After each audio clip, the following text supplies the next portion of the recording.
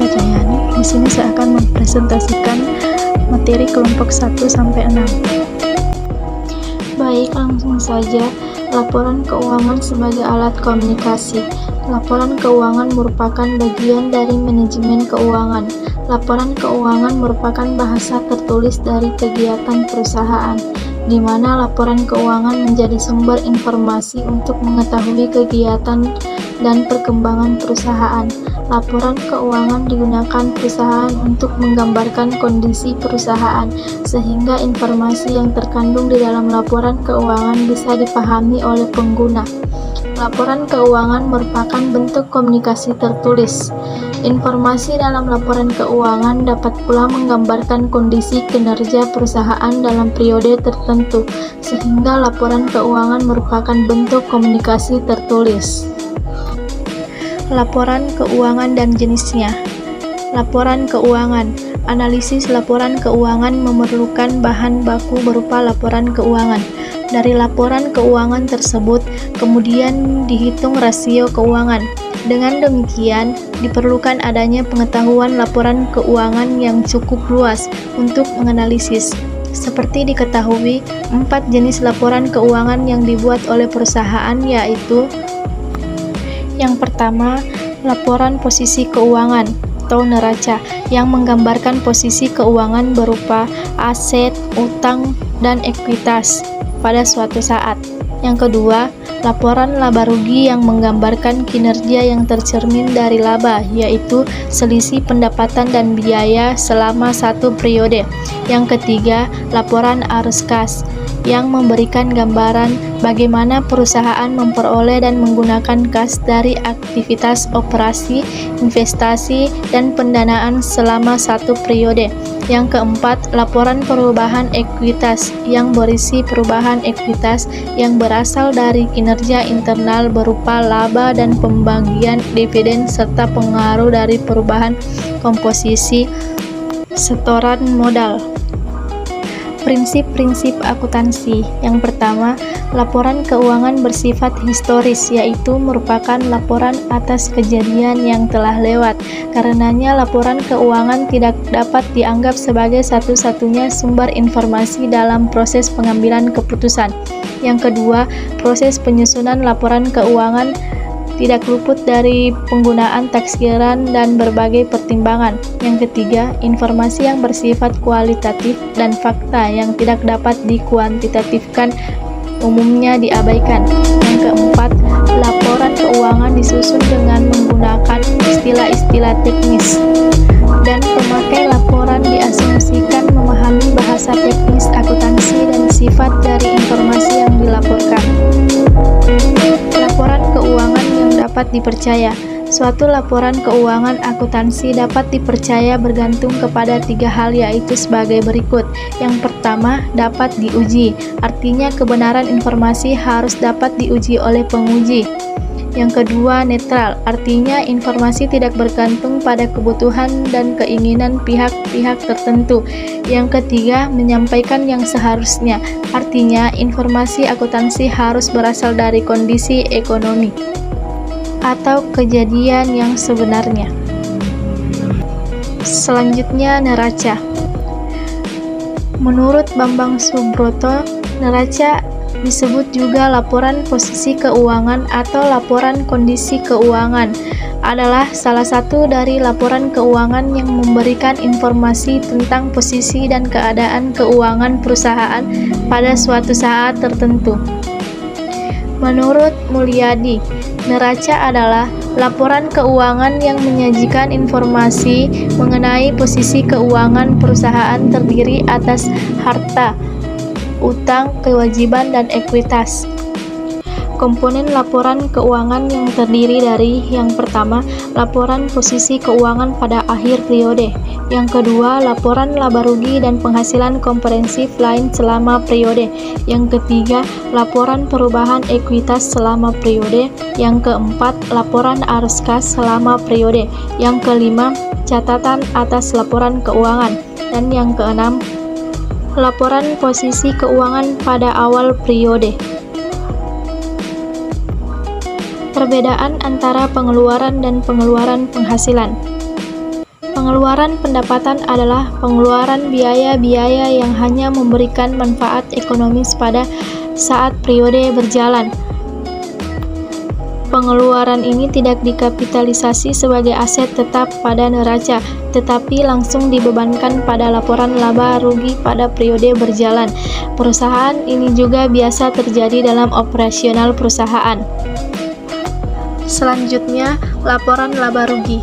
Laporan laba rugi merupakan laporan yang tidak lepas dari kegiatan usaha dalam bentuk apapun, di mana laporan laba rugi digunakan sebagai informasi untuk melihat hasil dalam aktivitas usaha saat ini dan berkaitan dengan usaha di masa yang akan datang. Laporan laba rugi adalah bagian dari laporan keuangan suatu perusahaan yang dihasilkan pada suatu periode akuntansi yang menjabarkan unsur-unsur pendapatan dan beban perusahaan sehingga menghasilkan suatu laba atau rugi bersih. Unsur-unsur laporan laba rugi. Setiap perusahaan atau badan usaha memiliki kebijakan, jenis operasi, dan valuasi yang berbeda. Hal ini juga akan mengarah kepada adanya perbedaan dalam laporan keuangan laba rugi masing-masing badan usaha. Mengingat keuntungan dan pengeluaran bisnis tidak selalu sama. Laporan laba rugi yang ditahan adalah bagian dari laba bersih yang ditahan oleh perusahaan dan tidak dibayarkan sebagai dividen kepada pemegang saham. Laporan modal sendiri. Modal sendiri yang berasal dari sumber intern ialah keuntungan yang dihasilkan perusahaan. Adapun modal sendiri yang berasal dari sumber ekstern adalah modal yang berasal dari pemilik perusahaan. Prinsip perhitungan dan pendapatan biaya. Prinsip perhitungan biaya. Prinsip ini mengharuskan setiap barang atau jasa yang diperoleh kemudian dicatat berdasarkan semua biaya yang dikeluarkan dalam mendapatkannya. Prinsip pendapatan biaya. Pendapatan timbul akibat kenaikan harta yang dihasilkan oleh kegiatan usaha sebagai penjualan, penerimaan bagi hasil, dan yang lainnya. Pendapat diakui ketika ada kepastian tentang jumlah atau nominal, baik besar atau kecil, yang bisa diukur secara tepat. Selanjutnya, analisis laporan keuangan yang diperbandingkan. Berdasarkan konsep keuangan, maka laporan keuangan sangat diperlukan untuk mengukur hasil usaha dan perkembangan perusahaan dari waktu ke waktu, dan untuk mengetahui sudah sejauh mana perusahaan mencapai tujuannya. Ada beberapa pihak dianggap memiliki kepentingan terhadap laporan keuangan. Yang pertama, kreditur. Kreditur adalah pihak yang memberikan pinjaman baik dalam bentuk uang, barang maupun dalam bentuk jasa. Yang kedua, investor. Investor adalah pihak yang membeli saham atau komisaris perusahaan yang membutuhkan laporan keuangan guna mengetahui kondisi perusahaan sehingga memastikan uang yang diinvestasikan merasa aman. Metode dan teknik analisis. Analisis vertikal adalah metode analisis yang dilakukan dengan cara menganalisis laporan keuangan pada suatu periode tertentu dengan membandingkan antara pos yang satu dengan pos yang lainnya pada laporan keuangan yang sama. Metode dan teknik analisis horizontal adalah teknik analisis laporan keuangan yang dilakukan dengan cara menyajikan laporan keuangan secara horizontal dan membandingkan antara satu dengan yang lain dengan menunjukkan informasi keuangan atau data lainnya baik dalam rupiah ataupun dalam unit.